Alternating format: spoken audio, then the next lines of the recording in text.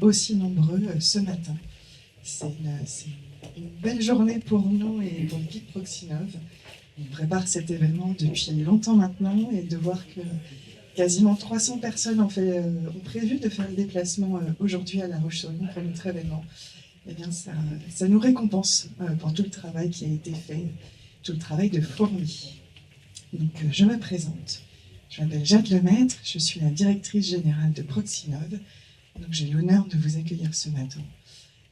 Et j'ai hâte d'être à la fin de la journée pour profiter de tout ce que j'aurais pu découvrir aujourd'hui. Donc, j'espère que vous aussi, vous découvrirez beaucoup de choses intéressantes. Proxinov, pour celles et ceux qui ne connaissent pas, qui ne sont encore jamais venus ici. Donc, je vois dans la salle pas mal de têtes que je ne connais pas, j'en suis ravie. On est autour d'une expertise qui est celle de la robotique industrielle. Et donc, Proxinov, on est trois choses. On est un cluster, c'est-à-dire un réseau. On est un CRT, un drôle d'acronyme à 3 lettres qui dit qu'on est un centre de ressources technologiques. Et on est également un centre de formation. Notre but, à la croisée de tous ces chemins, c'est faire en sorte que la France s'approprie mieux la robotique industrielle pour être plus forte, plus compétitive et que notre industrie soit plus attractive. En tant que réseau, notre but, c'est de favoriser la rencontre entre les industriels manufacturiers et ceux qui font la robotique, les intégrateurs, les fournisseurs de solutions, les centres de formation spécialisés qui préparent notre jeunesse. En tant que centre de ressources technologiques, notre but, c'est d'aller accompagner des industriels, plutôt PME, plutôt primo-accédants, ceux qui font ce que j'appelle de l'artisanat industriel et qui doivent absolument se transformer s'ils veulent continuer à exister sur les marchés de demain. Donc, notre centre technique va accompagner ces industriels de l'audit à la preuve de concept, avec du prototypage. Et le but ensuite, c'est d'aller redonner cette valeur en réseau. On n'intégrera jamais de robots chez nos industriels. Ça, c'est notre réseau qui sait très bien le faire. Du coup, ensuite, on repasse la balle à notre réseau. Et en tant que centre de formation, on forme du jeune. On a des conventions avec des lycées professionnels, des centres de formation, des IUT, des écoles d'ingénieurs, jusqu'aux dirigeants d'entreprise, en passant par les opérateurs, pour se préparer en fait à cette robotisation sereinement. On parle bien sûr de tous les sujets de sécurité, nouveaux règlements de machines par exemple, mais également sur la maîtrise de l'intelligence artificielle, quand on est sur des métiers très spécifiques, comme intégrateur au bureau d'études, ou bien l'intelligence artificielle pour gagner plus de performance au niveau du shop floor. On va parler aussi cybersécurité, de plus en plus. Les réglementations nous y poussent et nous devons du coup nous y préparer. Voilà. Dans notre activité de réseau, donc, nous organisons des événements. Sur 2025, c'était 34 sur l'année, ce qui est important. Deux choses que je n'ai pas dites et qui sont importantes aussi. Donc, nous sommes implantés à La Roche-sur-Yon, là où vous êtes aujourd'hui. Et depuis 2 ans, nous sommes également implantés au Havre, en Normandie. En tout, Proxinov, c'est 18 personnes et on existe depuis 13 ans. Et donc, dans les grands événements auxquels vous pourrez revenir et nous vous reverrons avec grand plaisir d'ici la fin de l'année, nous avons des formats qu'on appelle rendez-vous tech, qui sont des formats événementiels plus pointus sur une technologie. Donc, un rendez-vous tech maintenance industrielle le 1er octobre au Havre et un rendez-vous tech sur la robotisation du soudage le 10 décembre. On organise et co-organise également des événements partenaires avec un collectif qui s'appelle Popcorn IA. À La Roche-sur-Yon, on organise une soirée autour de l'intelligence artificielle et de la prise de décision. C'est le 7 juillet. C'est une belle soirée avec des speakers de renom et sur un format convivial aussi, parce qu'on est en juillet, donc la convivialité c'est important. Et ensuite une convention d'affaires à La Roche-sur-Yon également, qui est la seule convention d'affaires dédiée à la robotique, qui s'appelle Robot for Manufacturing, le 4 novembre. Je ne peux que recommander aux spécialistes de la robotique d'y exposer, parce que les rendez-vous qualifiés sont importants. Et je ne peux que recommander à vous, qui êtes en recherche de fournisseurs en robotique, d'y aller aussi, parce qu'on a beaucoup d'adhérents qui y sont. Et du coup, ça veut dire de la bonne qualité au niveau des technos qui seront présentés et des solutions pour vos problèmes. Voilà, et je pense que j'ai suffisamment parlé. De mon côté, je suis présente toute la journée, je serai ravie d'échanger avec vous. Et donc, je vais laisser la parole au groupe GAC, qui est le sponsor de cette journée. Et donc, je vais appeler Gina Herrera et Agathe Corteil sur scène. Merci. Un grand merci pour votre confiance. Merci Jade. Merci Jade. Merci beaucoup Jade. Bonjour à toutes et à tous. Alors, je suis Gina Herrera, je suis ingénieure innovation et aussi financement au sein de GAC Group. Je suis accompagnée de ma collègue Agathe à qui je laisserai la parole dans un instant. Nous sommes, donc avant de vous présenter notre société, nous sommes ravis d'être là aujourd'hui en tant que sponsor de l'événement, mais aussi en tant que partenaire de Proxinov pour faire émerger aussi des nouvelles idées, pour collaborer aussi au sein des projets innovants des entreprises dans la filière robotique. Et donc, pour nous, c'est très important et c'est vraiment, nous sommes ravis de participer à cet événement qui s'avère l'événement, donc cette 6e édition qui s'avère l'événement de la filière robotique, où c'est l'endroit où il faut y être, effectivement. Et donc, c'est un moment pour nous privilégié pour rencontrer donc, des entreprises innovantes comme vous, découvrir les dernières technologies et aussi pouvoir échanger sur la manière dont l'innovation peut apporter aussi la valeur et une croissance durable pour vous. Donc, effectivement, donc pour vous donner quelques mots sur notre société, donc nous sommes un cabinet de conseil stratégique et opérationnel dont la mission c'est d'accompagner les entreprises et les territoires pour une performance durable, une croissance durable autour des enjeux de financement, d'innovation et de transformation. En quelques chiffres, donc, nous avons près de 280 collaborateurs. Donc, il y a eu aussi quelques rachats qui ont été effectués cette année avec d'autres sociétés qui viennent renforcer nos positions. 280 collaborateurs, dont pratiquement 50% de nos collaborateurs, ce sont des ingénieurs, des docteurs, des scientifiques, qui sont des experts techniques dans tous les domaines et tous les secteurs d'activité de nos clients. Et ça permet de proposer un accompagnement très complet, 360 degrés. Nous avons, comme vous le voyez à l'écran, cette implantation dans le monde. Nous rayonnons également donc avec 9 bureaux en France pour avoir cette proximité justement avec nos clients et pouvoir amener des synergies. Donc, avant d'aller plus loin, je vais laisser la parole à ma collègue Agathe pour démarrer une petite activité que nous avons préparée avec un peu de dynamisme. Oui, voilà, je vais essayer de réveiller un petit peu tout le monde. Donc, bonjour à tous, moi je suis Agathe Courteil, vous m'entendez bien? Oui, c'est bon. Agathe Courteil, je suis responsable des offres innovation chez GAC Group. On va vous faire travailler un tout petit peu, mais vraiment très très rapidement. Si vous avez un smartphone dans vos mains, je vais vous demander de scanner le QR code qui est à l'écran. On vous pose une petite question en fait aujourd'hui. Quels sont les principaux freins que vous rencontrez pour faire avancer vos projets d'innovation, de R&D aujourd'hui dans vos organisations respectives? L'objectif, c'est de sortir un nuage de mots, malheureusement que vous ne verrez pas parce que j'ai eu un petit problème technique ce matin, mais c'est pas bien grave. Mais en fait, pour recentrer un petit peu et essayer de comprendre en fait tout ce que les entreprises ou organisations peuvent avoir comme difficulté pour faire émerger leurs projets innovants aujourd'hui. Donc vous pouvez proposer plusieurs mots, des groupes de mots. Je vais regarder en direct ce que vous allez faire, parce qu'il n'y a que moi qui peux le voir. Est-ce que ça fonctionne? Ah oui, alors du coup, vous allez tomber sur des petits sobriquets un petit peu mignons. Tout est anonymisé. Hein.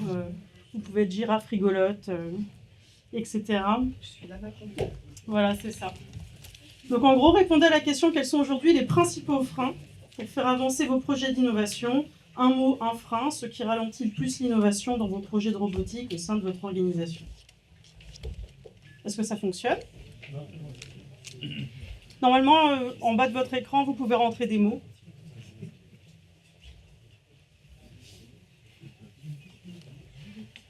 Est-ce que ça fonctionne chez vous? Oui, c'est rentrer les mots. Ok, bah je vous laisse remplir les mots tranquillement. Hop. Ça bug un peu de mon côté. Ah bah oui, j'ai plus internet, c'est pour ça. Bon, je vais regarder sur mon iPhone. Là. Peut-être accès aussi. Hop. Ah, oui. Ah, je suis embêtée parce que du coup, j'ai perdu la connexion. Je suis vraiment désolée. Je vous laisse continuer à rentrer à rentrer. Je suis vraiment désolée. Je suis en train de charger moi aussi. Non, mais c'est bon, je vais me connecter. Normalement, ça va le faire. Désolée pour ce petit problème technique. Je vois déjà qu'il y a 28 mots. Ah bah trop bien. Moi, je vais les voir apparaître bientôt. Allez. Je suis vraiment désolée. Wouhou! Il y en a beaucoup. En effet. Super. Est-ce que vous avez encore d'autres mots à rajouter?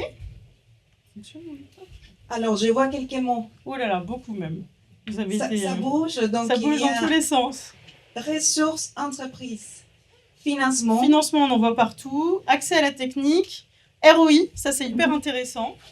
compétences, Ouais, le coût de l'innovation, j'imagine. Le manque de ressources, j'imagine aussi. L'argent, financement, j'ai l'impression que c'est le nerf de la guerre. connaissances, rentabilité, La priorisation des projets, je vois aussi. Le calcul du ROI, ça c'est hyper intéressant. recrutement. Là, vous êtes inspiré, hein? Trop bien. C'est super parce qu'en fait, ça donne aussi en quelque sorte de billes pour identifier les enjeux les principaux au niveau des secteurs industriels comme les vôtres. Là, je vois aussi la concurrence, le marché asiatique, etc. Bon, vous pouvez vous reposer maintenant. Hein. Vous pouvez arrêter de répondre aux questions. Bon, en tout cas, c'est hyper intéressant parce que ça nous conforte vraiment dans tout ce qu'on peut observer aujourd'hui dans les entreprises et les organisations qu'on accompagne aujourd'hui. Donc, très brièvement, pour présenter GAC Group, nous, on est une entreprise, comme disait Gina tout à l'heure, de conseil. On accompagne les entreprises sur plusieurs grandes expertises. Celle dont on parlera assez peu aujourd'hui, mais si vous êtes intéressé, on pourra en discuter, c'est tout ce qui est performance RH, valeurs sociales, tout ce qui est charges sociales, optimisation des charges, tout ce qui est accident du travail aussi, exactement. On accompagne également les entreprises dans tout ce qui est performance fiscale et environnementale, donc tout ce qui est taxes foncières. Ah ok, je suis désolée, mais je pensais qu'il fonctionnait mon micro. Autant pour moi. Donc tout ce qui est fiscalité locale, fiscalité de l'énergie, etc. pour optimiser justement la trésorerie des entreprises. Et bien évidemment, le nerf de la guerre, ce pourquoi on est avec vous aujourd'hui avec Gina, c'est tout ce qui est innovation et stratégie de développement. Donc, brièvement, on a pas mal de choses à vous dire, on va essayer d'être le plus rapide possible. On accompagne les entreprises avec une offre 360 pour piloter l'innovation sur toute sa chaîne de valeur. Donc, vous allez certainement retrouver un petit peu comment on peut répondre aux problématiques dont vous avez parlé tout à l'heure dans l'activité. Tout d'abord, on accompagne les entreprises pour clarifier leur vision. Vraiment, là, l'objectif, c'est de définir la direction stratégique et les priorités d'innovation. Comment on priorise, comment on peut cibler le meilleur retour sur investissement, justement.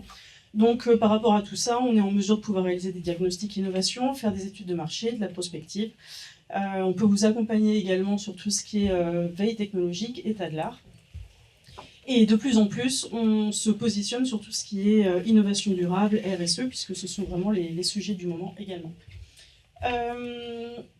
Pour pouvoir aboutir à ça, il faut bien évidemment mettre en place une stratégie, un système de management de l'innovation. Donc là, pareil, on a des équipes d'experts qui sont en mesure de vous accompagner justement pour monter, pour faire en sorte d'aboutir vos programmes d'innovation dans les entreprises.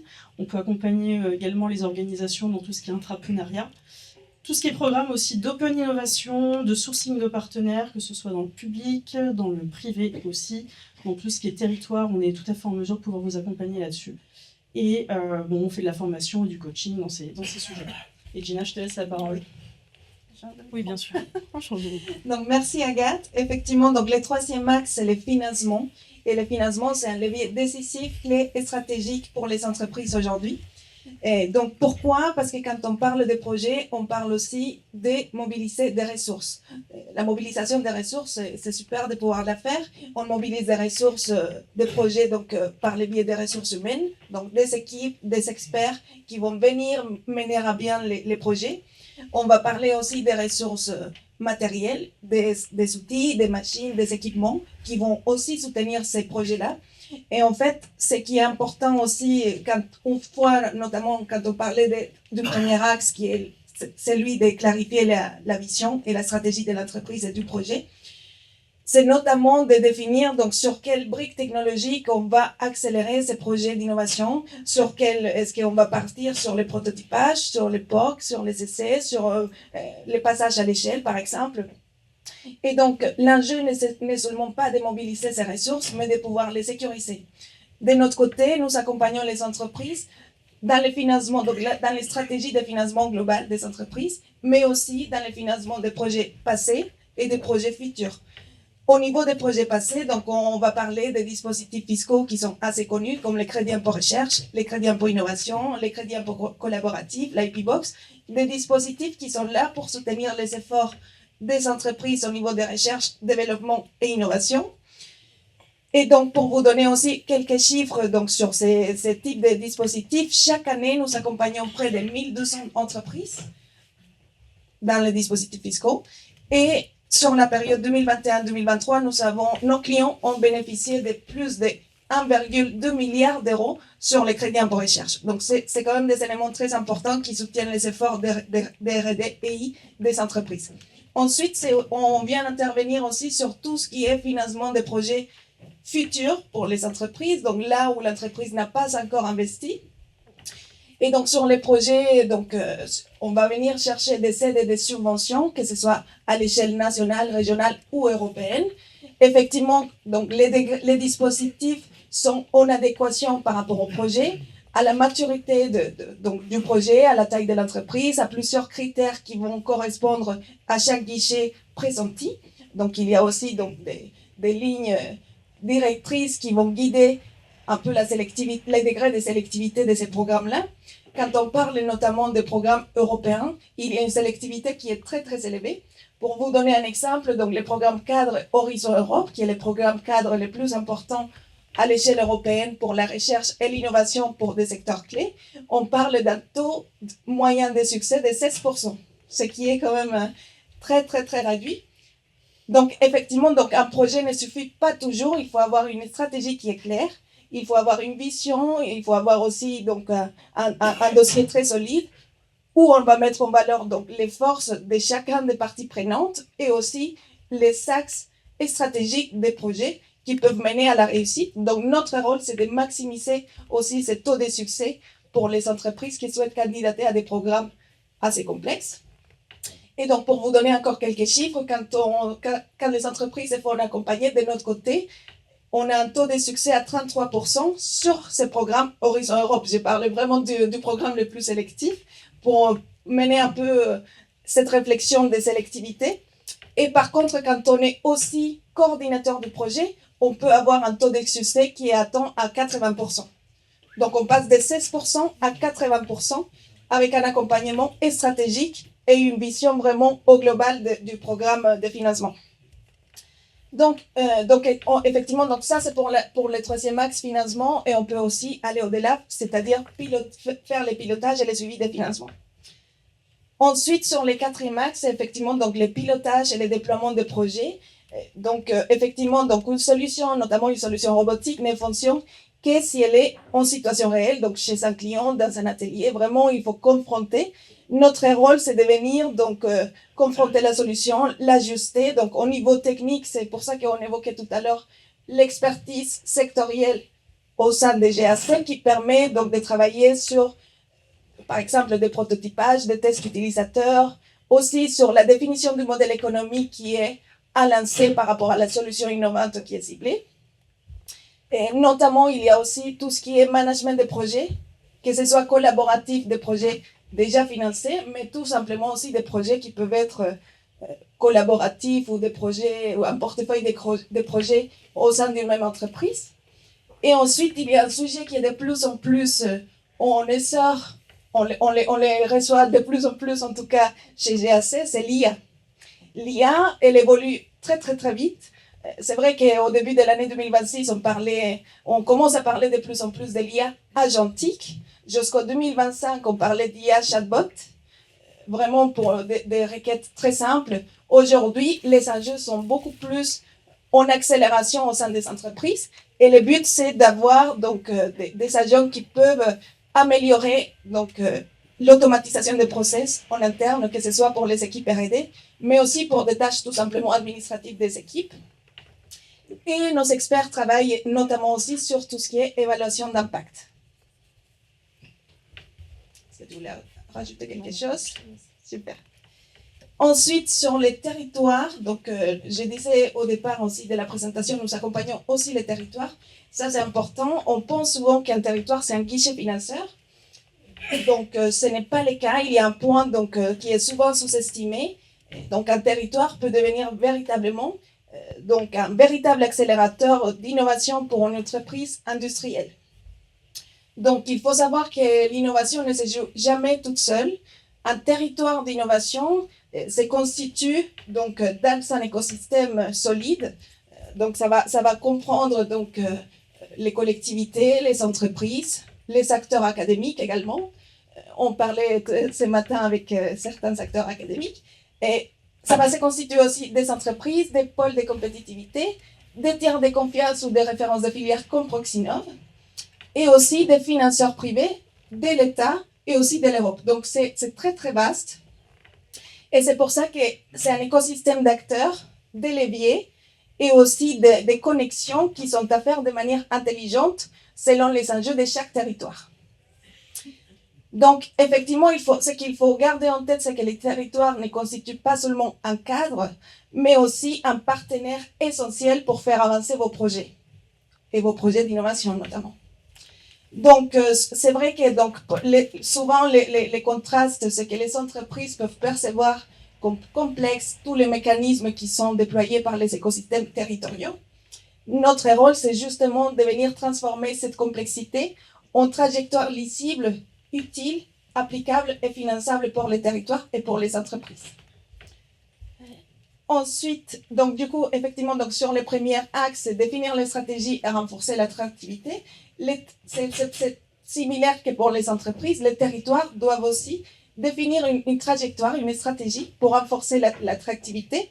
Donc, un territoire ne peut pas faire ça de manière isolée. Il doit identifier ses priorités. Il doit aussi identifier ses capacités donc des recherches, des entreprises locomotives dans son bassin territorial, aussi les compétences qui sont à mobiliser et les relais de croissance. Donc, nos experts accompagnent également dans l'orientation du développement territorial, les enjeux d'innovation et stratégique de filière. On va travailler également autour de cette étude sectorielle et thématiques qui vont permettre d'analyser donc l'impact de la stratégie territoriale, non seulement à l'échelle en France, mais aussi à l'échelle européenne, et aussi tout ce qui est stratégie de développement durable. Le deuxième axe, c'est le financement des projets. Donc, on a parlé tout à l'heure du programme Horizon Europe, qui est le programme cadre le plus important.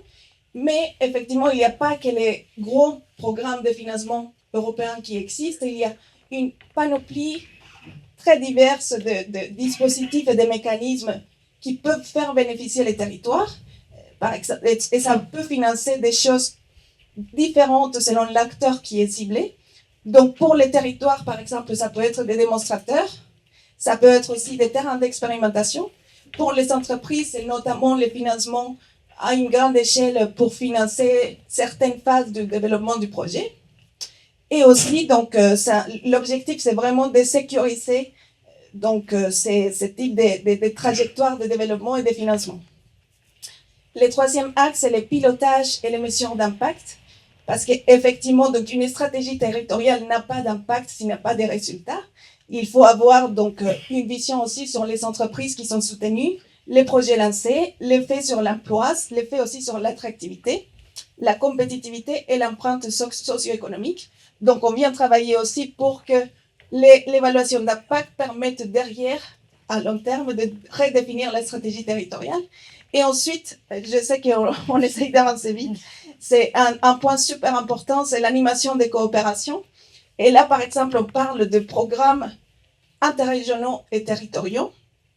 Pour vous donner un exemple, il y a un programme très intéressant qui s'appelle les programmes Interreg Europe, dont nous avons aussi les contrats cadres avec des experts thématiques Interreg.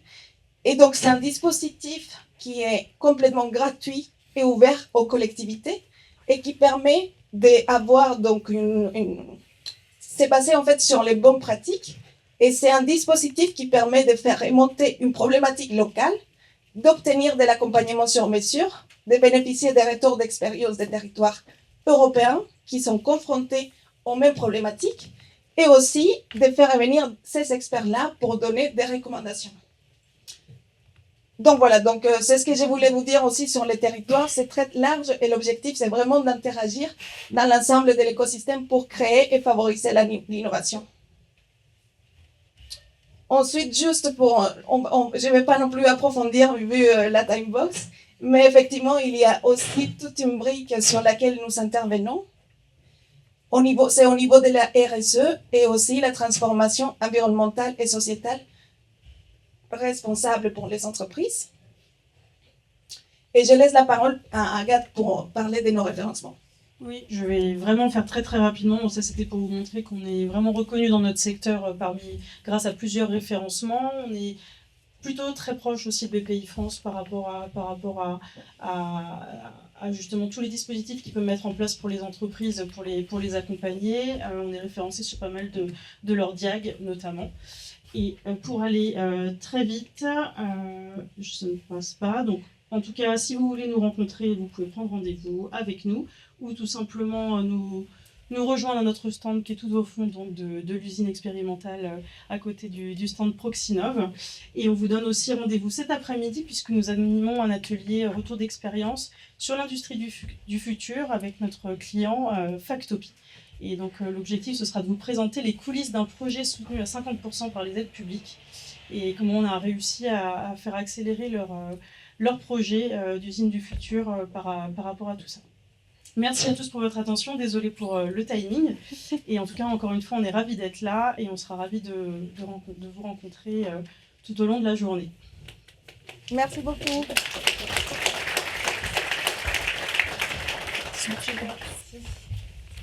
Un grand merci à Gina et puis Agathe pour cette présentation. Nous, on le voit, on accompagne une quinzaine d'industriels par an sur ces sujets d'innovation et le financement, c'est une thématique qui peut paraître aride, mais qui est nécessaire au bon succès des projets, surtout quand on bâtit une stratégie sur le long terme. Maintenant, je vais à nouveau m'éclipser pour passer la parole à Laurent Dutoit, directeur innovation du groupe Renault, et qui va nous parler de la stratégie robotique humanoïde du groupe. Laurent, tu as toute l'attention de la salle et un grand merci pour avoir fait le déplacement. Merci Jade, merci d'abord, merci aux équipes Proxinov pour l'invitation et merci à toi Jade en particulier. Donc merci à vous aussi d'animer notre réseau industriel français, je pense que c'est essentiel, surtout dans le domaine de la robotique, où on n'est pas parmi les plus performants au monde. Donc c'est important effectivement que chacun d'entre nous puisse faire en sorte qu'on aide toutes nos industries à se développer. Alors moi je suis Laurent Dutoit, donc j'ai eu une carrière très orientée autour des innovations industrielles donc pour le groupe Renault, centrée très longtemps sur l'automatisation et la robotisation de nos process de fabrication, et plus récemment sur l'intelligence artificielle, le digital et la cybersécurité industrielle, puisque j'ai copiloté le programme de cyberprotection de nos usines partout dans le monde. Donc depuis un mois, j'ai pris une autre fonction pour accompagner notre programme de déploiement de la robotique humanoïde dont je vais vous parler aujourd'hui. Alors chez Renault, on ne l'appelle pas robotique humanoïde, on l'appelle la robotique next-gen parce qu'elle englobe bien plus large que ça. Elle englobe toutes les robots, qu'on va dire robots intelligents, qui arrivent progressivement dans nos environnements. Attendez, voilà.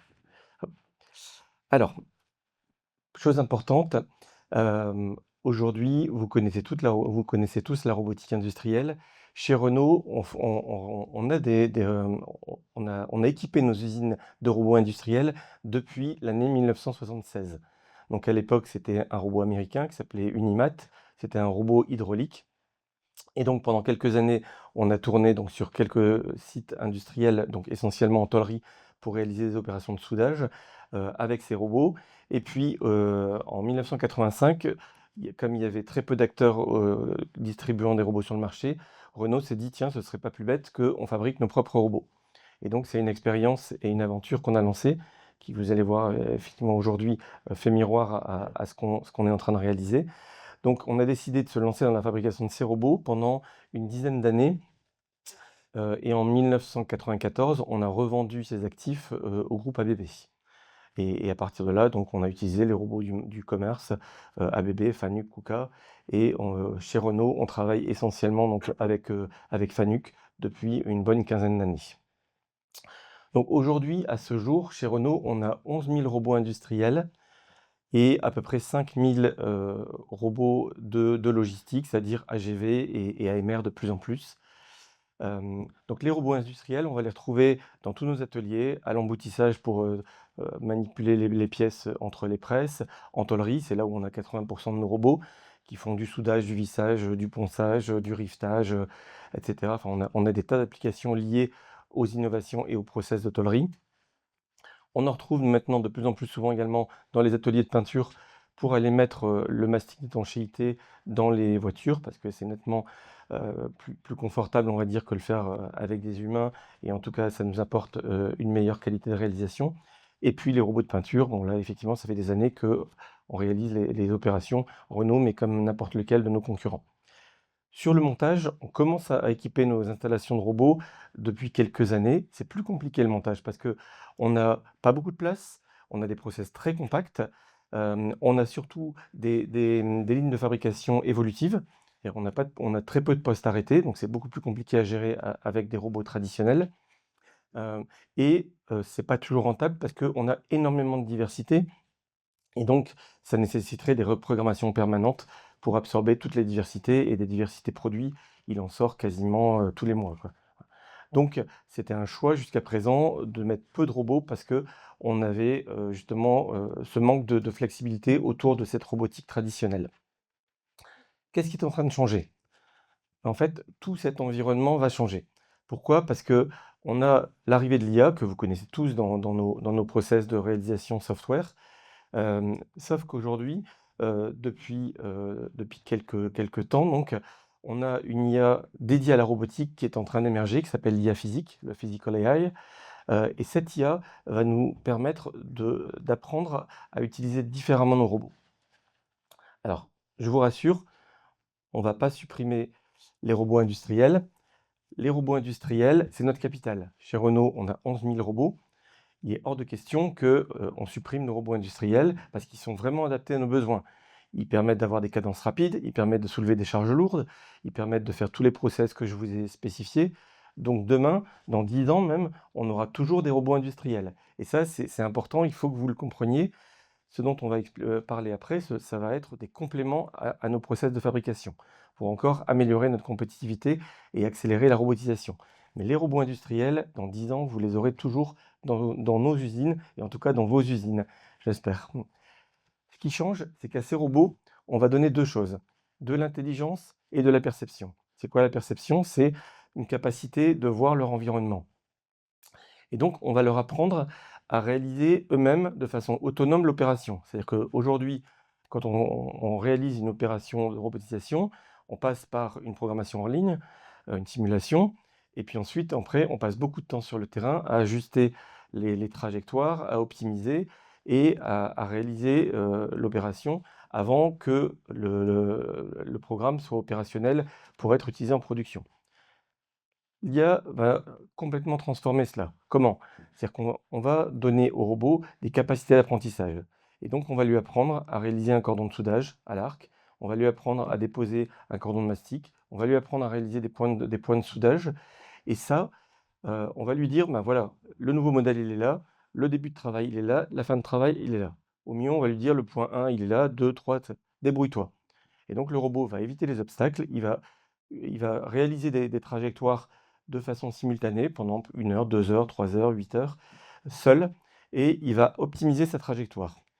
Et donc, il va éviter tout ce temps de pré-apprentissage qu'on a aujourd'hui, qui nécessite des compétences de très haut niveau, notamment pour faire ces simulations. Et ça, c'est vraiment ce qui va transformer notre robotique industrielle. Et certaines entreprises ont commencé à intégrer ces nouveaux outils. Alors, je vous ai mis 2 exemples de sociétés françaises dont on parle. La société Fluidzilogic, qui a eu un Global Award cette année au Salon Global Industrie, a réalisé un process pour les petites opérations de soudage, pour les petites pièces, où il dépose les pièces sur la table, et le robot repère les pièces. On lui a dit que sur des pièces, il aurait un cordon de soudage à faire, et il va repérer les pièces et il va réaliser le cordon de soudage, sans qu'on lui ait dit où est la pièce, où est-ce que ça commence, où est-ce que ça s'arrête, etc. Il sait qu'il a un cordon de soudage de 10 cm à faire, il repère les pièces, il repère l'assemblage, il vérifie qu'elles soient bien en géométrie, et à ce moment-là, il va réaliser l'opération. Donc ça, c'est un prémisse de ce que je viens de vous expliquer. Vous voyez, c'est une petite machine, parce qu'effectivement, tout ça, ça nécessite quand même un haut niveau de technicité, mais ça montre bien l'orientation qu'on est en train de prendre. InBolt, ce sont des gens qui aujourd'hui se spécialisent vraiment dans tous les process d'apprentissage et de recalage dynamique et recalage statique. Et donc, ils ont un plan de développement autour de l'IA et de l'usage justement de ces systèmes évolutifs qui va nous permettre d'avoir une réponse justement à tous nos process du montage dont je vous parlais. Alors, c'est que des exemples, mais il commence à en avoir un certain nombre d'autres. Et là, c'est important, effectivement, que si vous travaillez dans ces domaines-là, vous commenciez à effectivement regarder ce qui se fait et regarder en quoi vous pouvez apporter effectivement une plus-value, on va dire, à cette évolution technologique. Alors, ça, c'est la robotique traditionnelle. Et je vous dis, pour nous, elle est encore essentielle. Par contre, ça, c'est ce qui est en train d'arriver.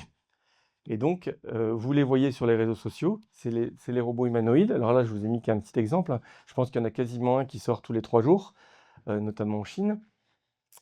Et donc, la question qu'on peut se poser, c'est à quoi ça va servir? À quoi ça va servir et qu'est-ce qu'on va faire de ces robots?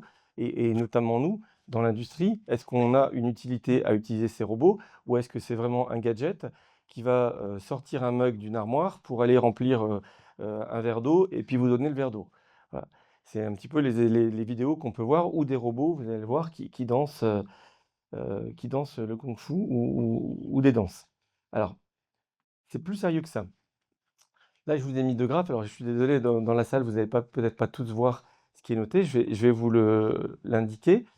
2 graphes qui montrent l'émergence de ce marché de la robotique humanoïde. À gauche, c'est le graphe qui représente le chiffre d'affaires estimé de ce business. Donc là, il est marqué, c'est 4,7 milliards de dollars en vente d'ici 2050, ce qui surpassera le business de la fabrication et du marché automobile. Ça vous donne une idée. Et le graphe de droite, lui, il est plus intéressant pour nous en tout cas. C'est la vitesse à laquelle ce marché est en train d'émerger. Sur la partie gauche du graphe de droite, vous avez la vitesse à laquelle le marché automobile a émergé au début du XXe siècle. Et à droite, vous avez l'estimation, en tout cas entre 2013 et 2030, oui, de ce qui est en train de se passer sur le marché de la robotique humanoïde. Et on voit que c'est très similaire. Donc ça montre bien que aujourd'hui, ce qui est en train de se passer, c'est un développement accéléré de ce marché. Et donc, il est important qu'on se positionne très rapidement. Et ça a été le choix du groupe Renault. Alors, un petit chiffre du matin. Ce matin, je me réveille, pas encore bien réveillé. Je regarde mon téléphone et puis je me dis, tiens, je vais regarder LinkedIn parce qu'on a fait beaucoup d'opérations comme cette semaine au sein du groupe. Et qu'est-ce que je vois ce matin? Ce chiffre, 1,4 milliard. C'est ce que la société Neura, c'est une société allemande qui s'est spécialisée dans la robotique humanoïde, vient de lever sur un tour de financement 1,4 milliard. Vous voyez, on est dans des chiffres qui sont complètement délirants. Moi, je suis allé en Chine il y a 1 an. Je suis allé rencontrer les grands acteurs de la robotique humanoïde, des gens qui avaient 2 ans d'existence, où il y avait 100 employés, donc c'est très fréquent, on va dire, parmi nos entreprises, qui étaient valorisés déjà au-delà de 2 milliards d'euros. 2 milliards, enfin de l'équivalent de 2 milliards d'euros, on va dire, en RMB. Donc, on ne sait pas si ça va être une bulle, on ne sait pas si ça va être pérenne. En tout cas, tous les chiffres montrent qu'on est au-devant d'une révolution industrielle, mais également sociétale. Donc ça, il est important que tous, on se mobilise justement pour adhérer, enfin, en tout cas, même si vous n'adhérez pas, en tout cas se mobiliser pour prendre les devants et commencer à travailler sur ces sujets. Alors, à quoi ça va servir? On disait. Pour nous, dans l'industrie, je vais vous montrer quelques exemples après de cas d'usage qu'on est en train de mettre en œuvre. il y a un certain nombre d'applications très intéressantes qui vont venir compléter encore une fois tout ce qu'on fait aujourd'hui avec notre robotique industrielle. Mais ce n'est pas le gros du marché. Ça va représenter à terme 10% du marché de la robotique humanoïde. Ensuite, on va retrouver les services. Donc là, il y a un grand intérêt des chaînes d'hôtels, des sociétés spécialisées, notamment dans les livraisons. Vous voyez, dans les hôtels, les Chinois sont en train d'apprendre aux robots à déplier une nappe, à nettoyer les WC. Je suis allé donc chez Agibot, qui est un fabricant de robots humanoïdes. Agibot a ouvert un entrepôt plus grand que l'entrepôt de Proxinov, où il y a plein d'ingénieurs chinois qui apprennent aux robots à réaliser des tâches. On lui apprend à déplier un pull ou à plier un pull, on lui apprend à nettoyer les toilettes, on lui apprend à aller chercher un verre dans une armoire. Et donc, ils ont reconstitué des scènes de vie, comme un Ikea en fait, où ils sont en train d'entraîner les robots à réaliser ces opérations. Pourquoi? Parce que le gros du marché, c'est ça. C'est les services et l'aide à domicile. Les services, comme je vous l'ai mis en illustration, vous pouvez imaginer que demain, on ait une livraison complètement automatisée. C'est-à-dire que les véhicules aujourd'hui, les véhicules autonomes vont arriver. Ça a pris beaucoup de temps par rapport à notre concurrence, mais la réglementation est en train de changer, donc on espère que ça va arriver dans les quelques années qui viennent. On peut très bien imaginer que dans un véhicule autonome, on ait un robot qui aille chercher dans son coffre le colis et qui aille remplir des lockers. Et donc, on aurait une livraison complètement automatisée. Et de fait, il respecterait certainement plus le code de la route que les livreurs actuels. Sur l'aide à domicile, qu'est-ce qu'on va faire sur l'aide à domicile? Déjà, toutes les tâches un peu pénibles. Aujourd'hui, je pense qu'une partie d'entre vous, vous avez peut-être un robot aspirateur, parce que c'est plutôt pratique. Vous avez peut-être un robot tondeuse, parce que finalement, c'est pratique. Et donc, demain, vous aurez certainement un robot qui fera le ménage, le nettoyage, qui rangera le lave-vaisselle, etc. Donc ça, c'est une partie du marché. Évidemment, il faudra que le robot ait un coût suffisamment compétitif, mais on pense qu'à terme, ce sera le robot, quand vraiment le marché sera mûr, coûtera le prix d'une petite voiture. Ouais. Donc vous aurez ce robot à domicile, mais ce qui est plutôt intéressant, et plus intéressant, on va dire, d'un aspect social, c'est que ces robots vont permettre aussi à nos aînés de pouvoir rester plus longtemps à leur domicile. Aujourd'hui, on a une vraie difficulté par rapport à nos parents ou nos grands-parents. À partir du moment où ils ne sont plus autonomes, il faut souvent effectivement qu'ils quittent leur maison, ce qui est souvent un traumatisme. Eh bien, on pense que cette robotique va leur permettre justement de pouvoir se déplacer dans la maison et de réaliser des tâches pour lesquelles aujourd'hui, ils ont beaucoup de difficultés à les réaliser seuls. Et souvent, les aides à domicile ne viennent qu'une heure ou deux dans la journée. Bon, là, il aura le robot 24 heures sur 24. Donc ça, je dirais 80% du marché d'ici 20 à 30 ans.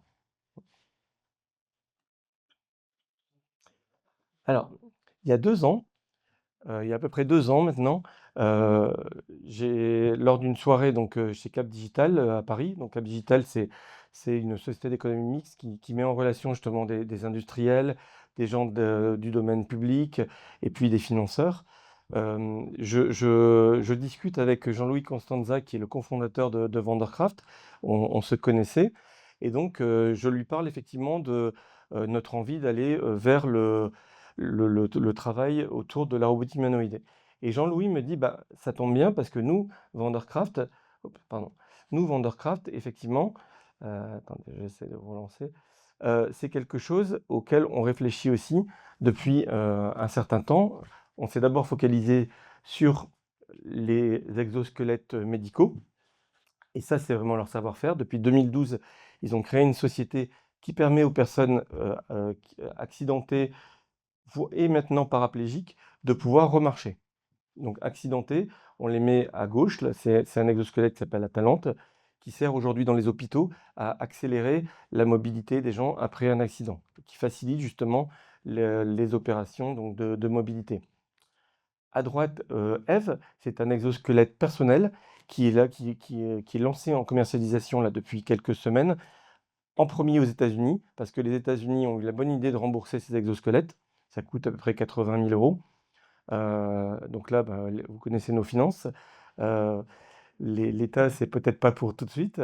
Mais en tout cas, on va donner la possibilité effectivement à des personnes qui n'ont jamais marché de pouvoir remarcher. Et ça, c'est vraiment un enjeu social énorme. Donc pourquoi nous, on a été intéressés par Vandercraft? Parce que, d'une part, ils avaient déjà résolu une des problématiques principales de la robotique instable. Quand je dis instable, c'est pas sur des bases, pas sur des roues, qui est justement cette locomotion, la stabilité de cette locomotion. C'est très compliqué, vous voyez, vous dites, il y a quelques moteurs, on lève l'opérateur, enfin, on lève le patient et on marche. Oui, mais il faut aussi garder la stabilité parce que le sol peut être irrégulier. La personne peut bouger dans son exosquelette, même si elle est paraplégique, elle a quand même la possibilité de bouger les membres supérieurs, enfin les membres inférieurs et le tronc. Donc il y a une vraie difficulté à maintenir cet équilibre. Et ça, Vandercraft l'avait résolu justement pour faire certifier leurs produits au niveau des instances médicales américaines qui sont extrêmement difficiles. Et puis maintenant, effectivement, en France également. Première chose, ils avaient résolu ce point. Donc, ils ont des ingénieurs de très haut niveau. Ils ont des ingénieurs qui viennent des meilleures universités françaises, et certains sont même allés dans les grandes universités américaines de la robotique. Et donc, nous, on s'est dit, chez Renault, on a une capacité industrielle, on a un vrai savoir-faire en robotique industrielle, mais on n'y connaît rien en robotique humanoïde. Donc, ce serait vraiment pertinent de pouvoir s'associer. Et donc, j'ai emmené mes patrons chez Vandercraft. Ils ont été bluffés effectivement par leur capacité technologique et c'est à partir de là que l'aventure a commencé. Là, aujourd'hui, Renault a investi dans la société Vandercraft financièrement. Et maintenant, on travaille vraiment de pair dans tout ce développement de la robotique. Alors, on est parti de cette robotique médicale, exosquelette, et on a construit la robotique humanoïde. Alors, comment on a procédé? Voilà un peu les itérations qu'on a développées. La première chose qu'on a faite, c'est qu'on est parti de l'exosquelette de rééducation, qui s'appelait Atalante, et on lui a mis des membres supérieurs. Donc Vandercraft a fait ça très rapidement. Ils ont fait ça en 1 mois et demi, et c'est pour ça qu'on l'a appelé Calvin 40.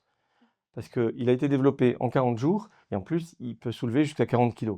On s'est dit, là, c'est le nom idéal. Donc, première chose, on part de cela, et on regarde qu'est-ce qu'on peut faire avec ce robot. Et vous allez voir les use cases qu'on a sélectionnés justement pour aller progressivement dans ce développement. Depuis, on a commencé à optimiser, vous voyez, ça c'était en mars 2025. On a optimisé son usage, on a vu toutes les difficultés liées à son utilisation, et petit à petit, on l'a fait évoluer. Alors c'est compliqué parce que vous imaginez les robots industriels, on ne change pas les moteurs tous les jours. On ne dit pas, bah tiens, j'ai un fournisseur finalement du moteur de l'axe 3, il y a un autre fournisseur chinois qui est moins cher, je vais changer le moteur qui a été vendu par Fanuc et je vais mettre un moteur chinois. Ça ne marche pas. Ça ne marche pas plus sur un robot humanoïde. C'est-à-dire qu'il y a une vraie cohérence d'architecture globale. Et donc, vous ne changez pas toutes les semaines l'architecture. Parce que, à la différence d'un robot industriel 6 axes, ces robots-là ont entre 20 et 30 axes. Ça veut dire 20 et 30 moteurs. Et donc, il faut coordonner l'ensemble. Et si je décide, parce que j'ai un besoin de changer une épaule, il faut refaire une certification globale. Donc, on y va par petites touches. Là, vous voyez, c'est des touches qui durent à peu près 6 mois.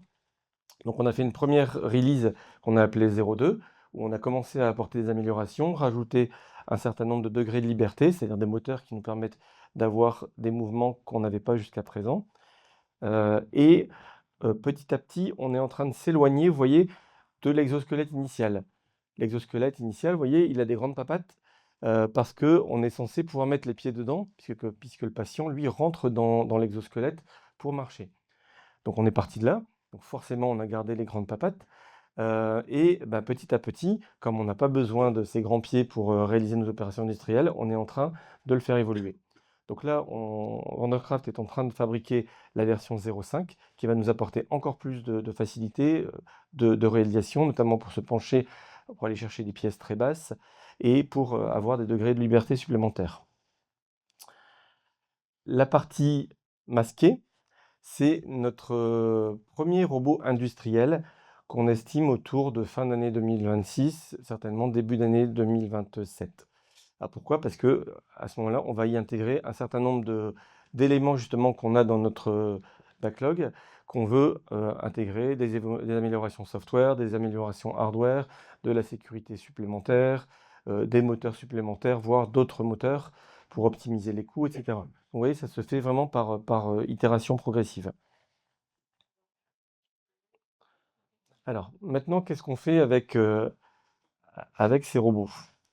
Alors, chez Renault, notre credo, ça a été comment réfléchir à intégrer ces robots tout en, effectivement, prenant en considération l'image que pourront en avoir nos opérateurs et nos personnels de fabrication. On est en France, vous le savez mieux que moi, ça fait 50 ans qu'on fait de la robotique. Pourtant, on voit encore de temps en temps des articles de presse qui disent que la robotisation, c'est des pertes d'emplois. On a tous démontré que c'était l'inverse.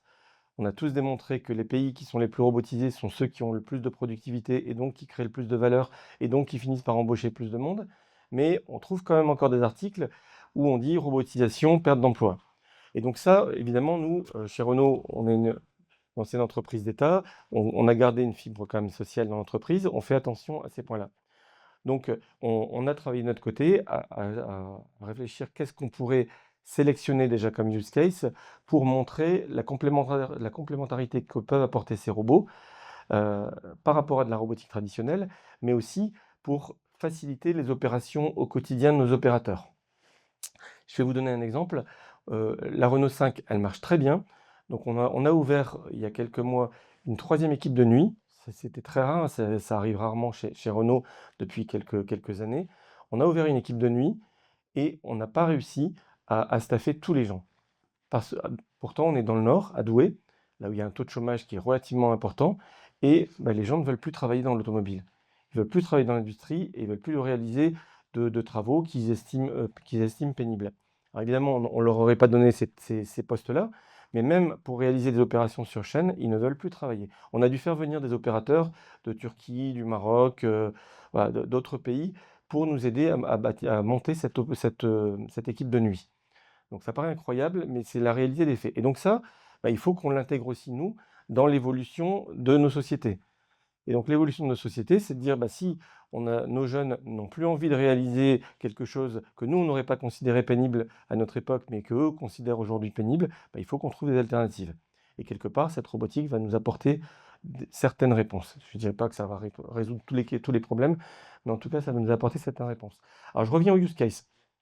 Ce use case-là, c'est un use case à l'atelier de montage pour manipuler les pneus. Alors, c'est probablement un des postes les plus difficiles aujourd'hui de l'usine de Douai. Il y a à peu près 3500 salariés. La personne qui travaille là, et puis ses collègues des autres équipes, ont probablement le travail le plus difficile. Comment il procède? Il doit décharger les pneus qui arrivent des racks directement de chez le fournisseur, parce que les pneus sont mis dans l'ordre du film de fabrication, c'est-à-dire dans l'ordre des véhicules qui vont arriver, puisque chaque pneu est spécifique au modèle, au type de voiture. Un pneu d'Alpine est très gros, un pneu de Renault 5 traditionnel il est plus petit, donc évidemment, il ne faut pas les intervertir. Donc cette personne-là, elle décharge les pneus dans un ordre prédéfini, et une voiture aujourd'hui à l'atelier de montage, c'est 1 minute de fabrication. Donc chaque minute, il doit décharger 4 pneus. Les pneus font entre 13 et 15 kg. Là, vous commencez à comprendre les contraintes et la difficulté. Alors, je pense que si vous le faites 10 minutes, vous allez dire, bon, ça va, mais ils le font pendant 8 heures sur une équipe. Donc, vous imaginez un peu la complexité. Et ça, ce sont des sites qu'on n'a pas pu robotiser de façon traditionnelle parce qu'il n'y avait pas l'espace nécessaire et puis, surtout, effectivement, ça aurait entraîné un coût puisqu'il aurait fallu revoir complètement tout le process, et donc un coût gigantesque. Et donc, ça a été un choix de ne pas robotiser, mais en sachant que ce poste-là était un des plus difficiles. Donc, ils ont plus de pauses que des opérateurs traditionnels. Pour autant, ils font quand même les 8 heures de travail, quoi. Donc là, on y voit tout l'intérêt. Pour nous, c'est de se dire, là, il y a un intérêt, on va supprimer un des postes les plus difficiles de l'usine et on va faciliter cette opération. Et l'opérateur, lui, on le mettra sur d'autres activités plus valorisantes. La première chose qu'on a faite, c'est d'estimer si ça tenait la route, ce qu'on avait imaginé. Et donc, de plus en plus dans nos usines, on scanne les environnements, parce que nos usines n'ont pas été conçues avec tous les outils numériques depuis 50 ans. Donc, on commence à intégrer tous nos process industriels, et maintenant, on complète l'intégration et l'apport de ces modèles 3D de machines récentes avec des scans 3D. Et donc, on est parti de ce scan 3D qu'on a fait de l'atelier des roues, et on y a intégré nos nouveaux outils, qui sont le robot, les AMR, et puis et les racks de fabrication. Et donc, on a estimé si les dispositions étaient correctes. On a fait évoluer un peu les dispositions du convoyeur, notamment, pour que on se dise, bah, finalement, ça, c'était effectivement la meilleure solution. Donc ça, là-dessus, l'outil de simulation, c'est un outil de chez NVIDIA, c'est l'outil Omniverse. Certains d'entre vous connaissent peut-être, puisque maintenant, il y a beaucoup d'outils de la robotique traditionnelle qui sont compatibles Omniverse.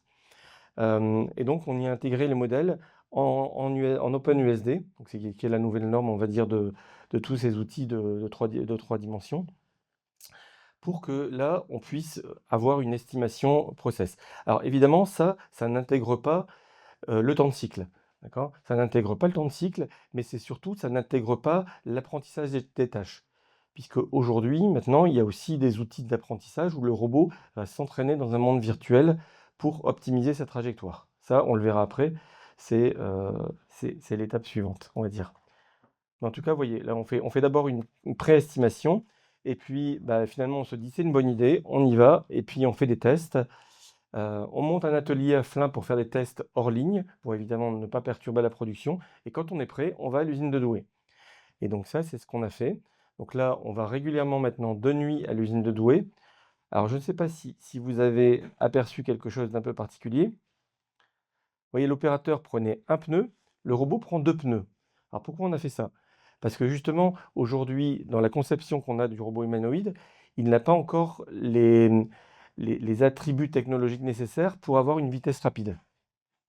Donc, vous voyez qu'il va plutôt lentement, mais ce n'est pas gênant, parce qu'on a compensé cette vitesse par la masse embarquée. Et donc, on a pris 2 pneus, on lui en prendre un. Donc, en faisant ça, on s'est calé de fait sur le temps de cycle du process de nuit.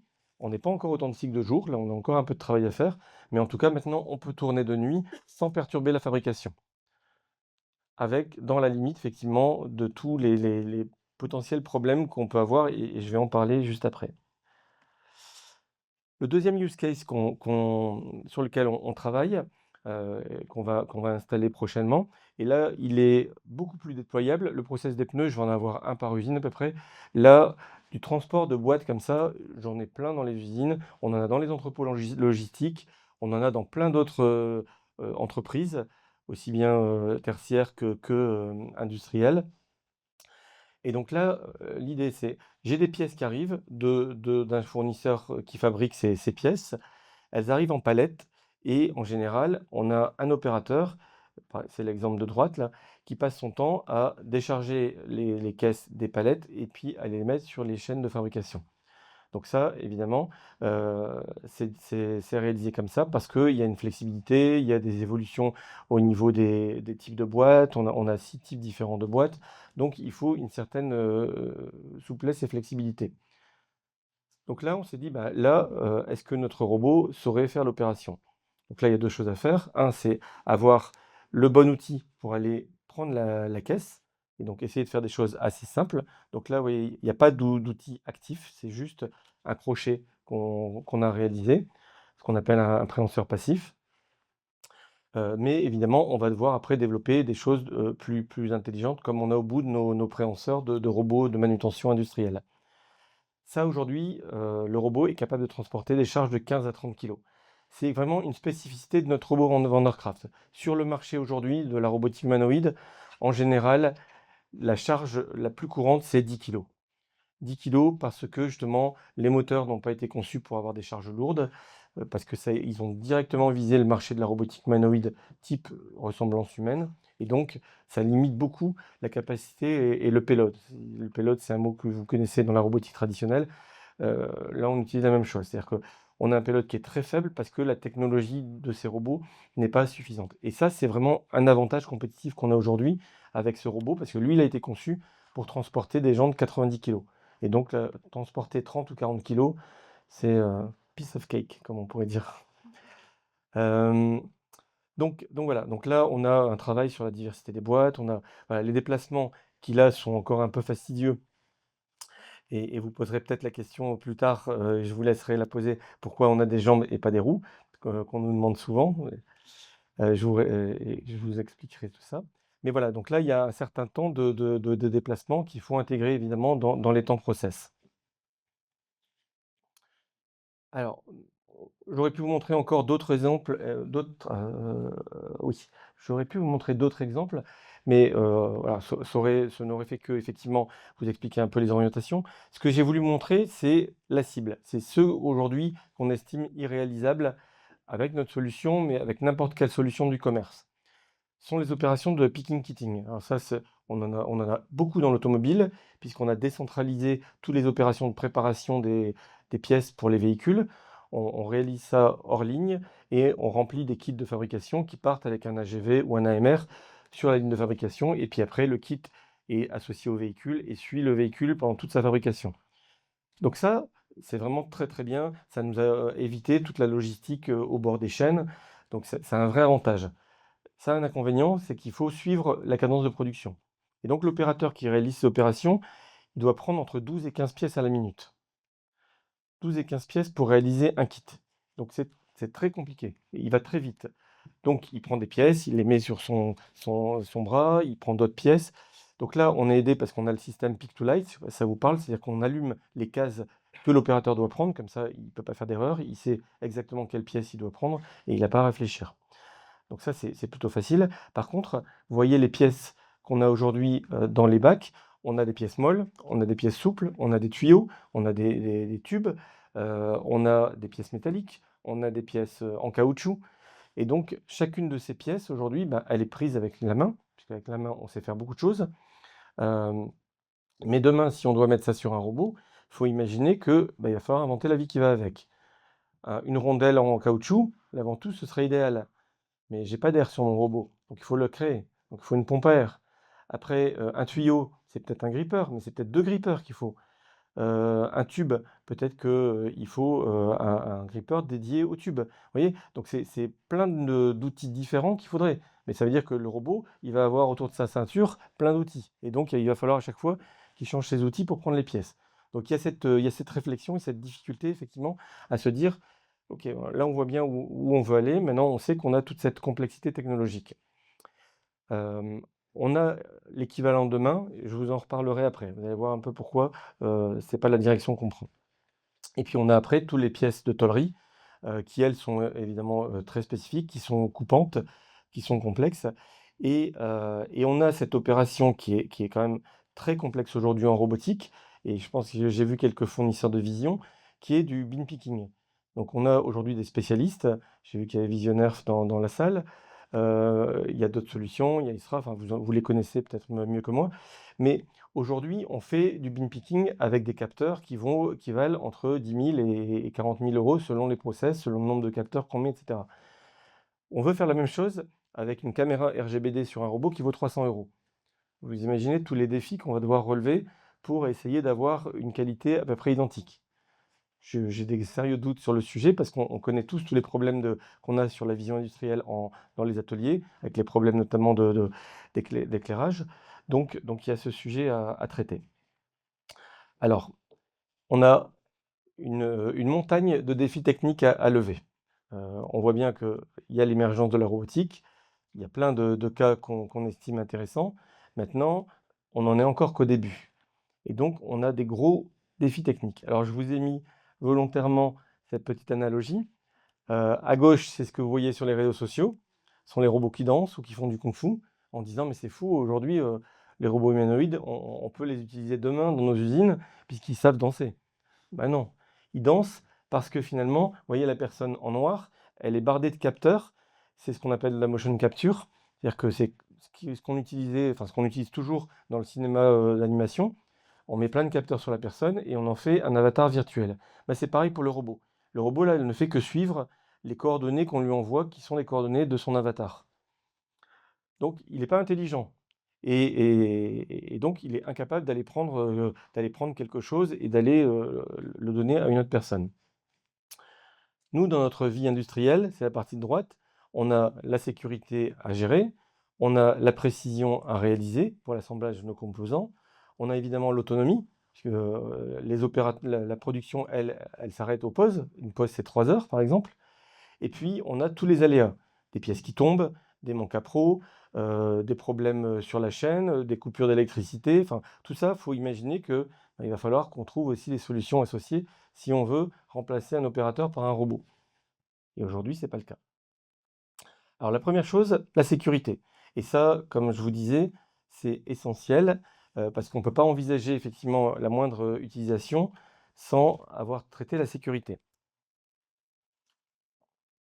Alors, il y a aujourd'hui un groupe auquel j'appartiens, qui est un groupe international qui est en train de discuter sur ces normes de robotique humanoïde, qui s'appelle le groupe ISO TC 299, qui rédige les normes d'usage de ces robots dans les environnements industriels.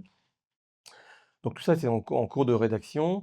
Une première version a été transmise dans les pays. En France, c'est l'UNM qui gère cette certification de normes. Et donc, je pense que d'ici fin d'année, début d'année prochaine, on aura quelque chose de factuel qui ne répondra pas à tous les problèmes, mais en tout cas qui nous donnera les directions réglementaires. Chez Renault, on a vu ça selon 2 étapes qui sont associées aux capacités technologiques. La première, c'est de se dire, ce robot-là, on a besoin, aujourd'hui, on garantit pas effectivement ses réactions. Et on a pu le voir dans des vidéos chinoises, dans des vidéos de Chine, où les petits robots Unitree, qui sont tout petits, mais quand ils tapent, font très mal. Ils ont déjà effectivement eu quelques accidents avec le public qui venait les voir. Nous, évidemment, ça, c'est hors de question.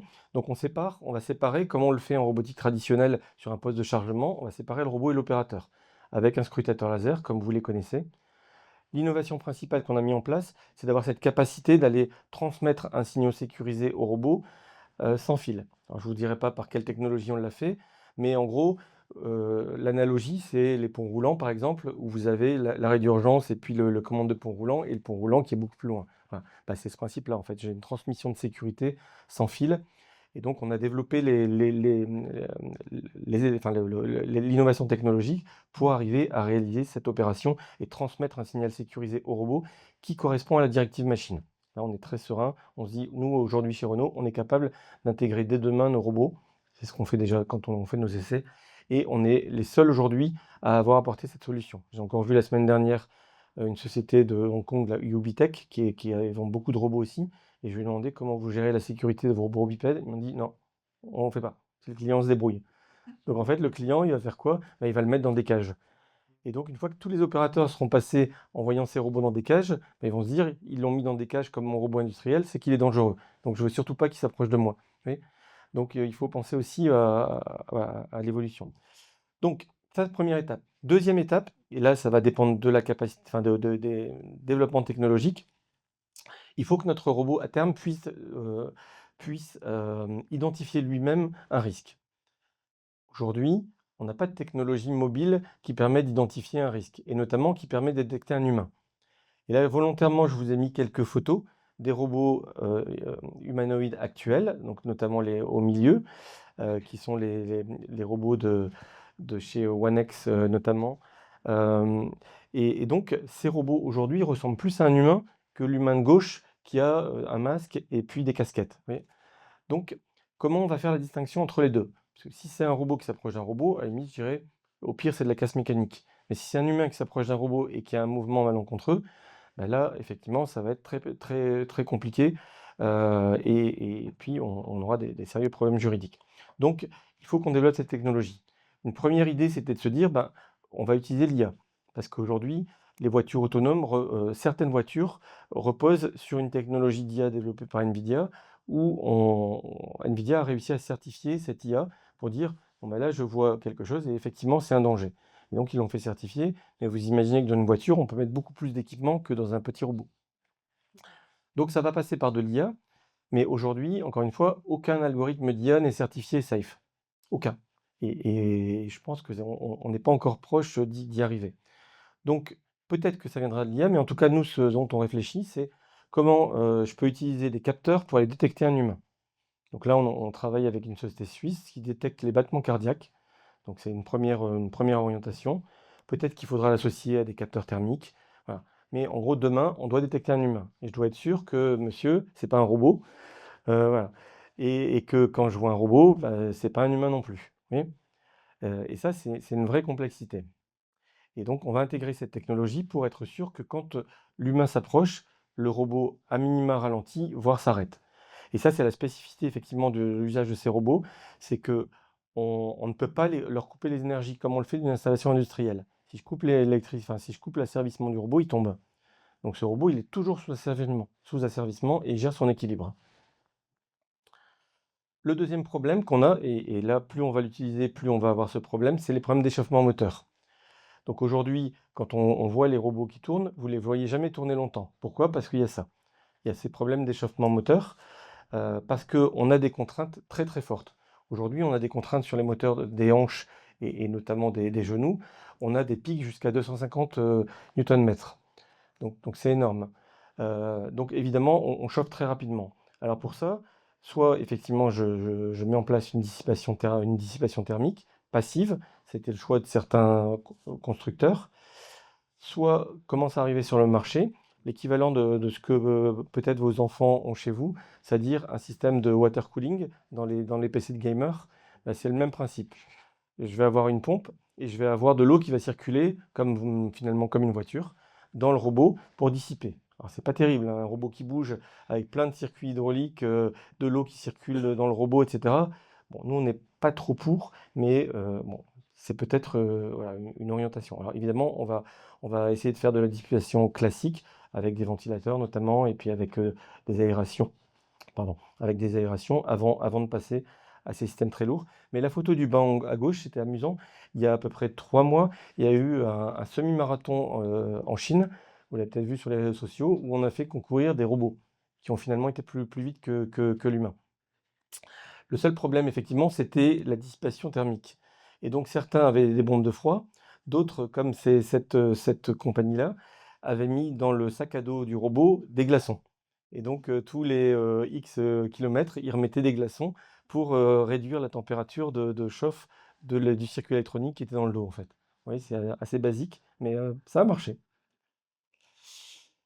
On est dans un écosystème français ici, et j'en suis très fier, notamment parce que je suis aussi élu. Donc, on a à favoriser effectivement notre pays. Et quand on n'a rien en France, dans ce cas-là, on se tourne vers l'Europe. Mais aujourd'hui, la plupart de ces composants viennent de Chine. Je pense que vous le savez, hein, on les voit de plus en plus arriver même dans nos systèmes industriels. Donc aujourd'hui, 80% des pièces viennent de Chine et un peu des États-Unis. Donc là, il faut inventer la vie qui va avec. Il nous faut des fabricants de moteurs, on en a très peu. Il nous faut des fabricants, vous voyez, je parlais tout à l'heure des mains. Voilà le type de mains qui sont aujourd'hui disponibles sur le marché. Alors c'est très joli, hein, c'est des mains qui bougent, c'est très impressionnant. Mais sauf que si moi ces mains-là, je les mets pour faire mon picking que je vous ai montré, au bout de 3 jours, tous les doigts sont cassés. Donc il faut inventer autre chose. Et ça, il faut que nos fournisseurs de solutions de manutention, les Tunkers, les Festo, enfin tous ces gens-là que vous connaissez tous, nous aident effectivement à concevoir quelque chose qui n'existe pas aujourd'hui. Et on doit développer cet écosystème européen. Et ça, c'est vraiment essentiel. Et c'est ce que la BPI également nous a demandé quand on a fait un appel à financement qu'on a obtenu. Dernier point sur la partie défi technologique, probablement le plus complexe.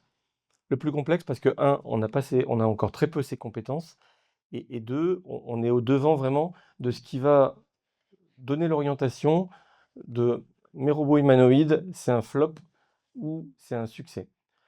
C'est tout le processus d'apprentissage. Donc, je vous expliquais mes petits collègues chinois qui faisaient de l'apprentissage de position avec de la téléopération, c'est-à-dire ils ont des joysticks, ils apprennent aux robots à se déplacer. Demain, c'est hors de question qu'on fasse ça dans nos usines. Donc, il faut déterminer le processus d'apprentissage qui va permettre au robot d'avoir un modèle pour lequel il aura suffisamment de données pour faire tourner ce modèle et l'utiliser dans un processus de simulation. Pourquoi? Parce que l'avantage qu'on a de ces robots, c'est qu'on peut les faire tourner en virtuel, et au lieu d'avoir, comme vous le faites habituellement sur une installation automatisée, 100 heures de tests, de mise au point, etc., on met 1000 robots en parallèle, ou 100 000 robots si on a les puissances de calcul suffisantes, et on les fait tous tourner en même temps. Et on va prendre le meilleur résultat des 3, 4, 5 premiers robots. Et c'est ce résultat-là qu'on va télécharger ensuite dans notre robot. Et là, j'aurais gagné des milliers d'heures de mise au point. Vous voyez, c'est vraiment ce qui change par rapport à ce qu'on fait aujourd'hui, nous, dans l'industrie. Mais pour y arriver, il nous faut de la donnée. Et le problème, il est là. Où est-ce que je vais chercher la donnée? Donc, on a, nous, cette richesse dans l'industrie d'avoir de la donnée industrielle. Et c'est un petit peu ce que tous les fabricants aujourd'hui, chinois ou autres, nous demandent. Ils veulent tous monter des partenariats avec Renault ou avec d'autres en disant donnez-nous votre donnée, puis on vous entraînera les modèles. Oui, mais demain, ça veut dire que les modèles, ils vont les utiliser aussi chez nos concurrents en Chine et ailleurs. Donc, notre donnée, c'est notre richesse. Donc, on est en train de réfléchir justement à ce processus de collecte de cette donnée. Aujourd'hui, vous avez vu, on a des opérateurs qui réalisent les opérations de picking, on a des opérateurs sur les chaînes qui font de l'assemblage.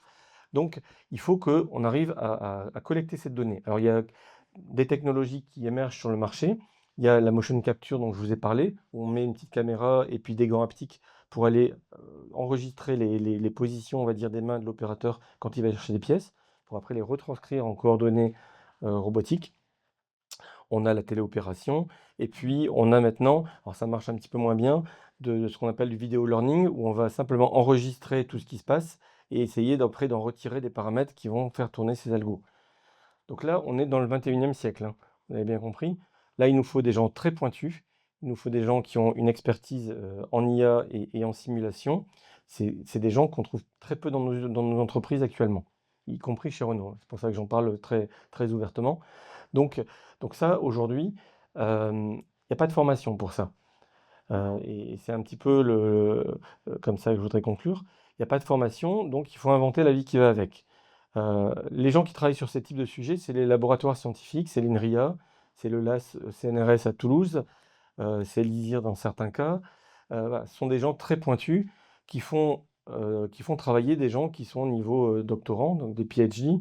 Et ce sont des gens qui sortent et qui après partent dans les sociétés de robotique aux États-Unis et ailleurs.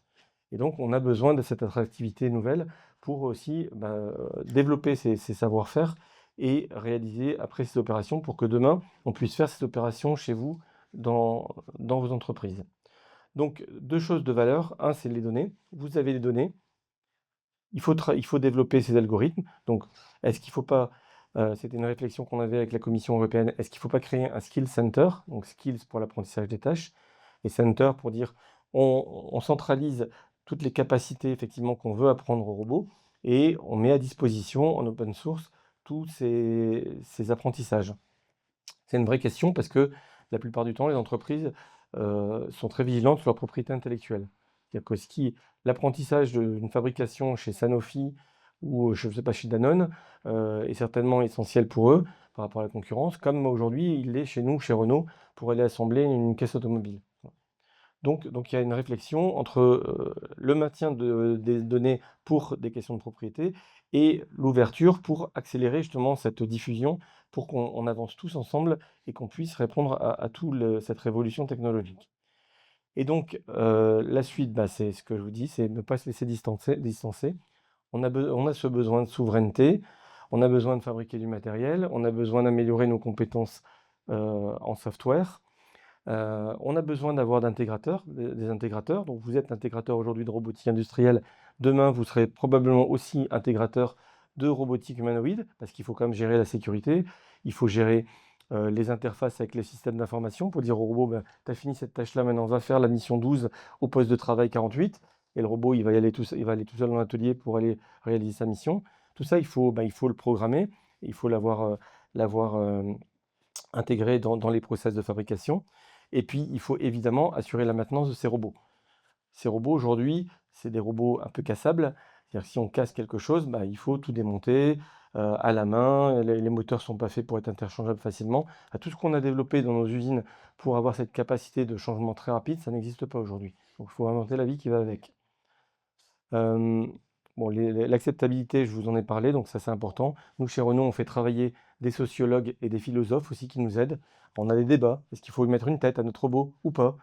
La concurrence a mis des têtes. Nous, ingénieurs, on dit oui, mais si on met une tête, il va s'apparenter à un robot. Donc ils vont dire le robot pique mon emploi puisqu'il me ressemble, mais c'est un robot. Nous, on dit non, le robot c'est une machine. Donc il n'y a pas besoin d'avoir une tête. Vous voyez, c'est c'est un débat sociétal, chacun peut avoir son avis. Voilà. Et donc pour l'instant, on n'a pas mis de tête. L'IA physique dans les écoles et les universités, je vous en ai parlé. Donc Proxinov, ça tombe bien, effectivement, fait de la formation et a des relations avec les universités. Ce sera peut-être une porte d'entrée pour y arriver. Et puis tous nos personnels qui vont devoir être formés, nos ingénieurs, même nos meilleurs ingénieurs. Moi, j'ai de très bons ingénieurs dans l'équipe, bah, ils ne savent pas faire ça, parce que c'est pas, ça a pas fait partie de leur apprentissage. Donc on avance tous ensemble, en fait. Voilà où on en est, j'espère que ça vous a pas fait peur, mais en tout cas, on est vraiment au début d'une nouvelle aventure, et je pense qu'on peut l'amener tous ensemble, parce que la France n'est pas en retard, malgré ce qu'on peut imaginer en voyant les vidéos sur YouTube, et c'est surtout ça que le message que je voulais vous faire passer aujourd'hui. Merci.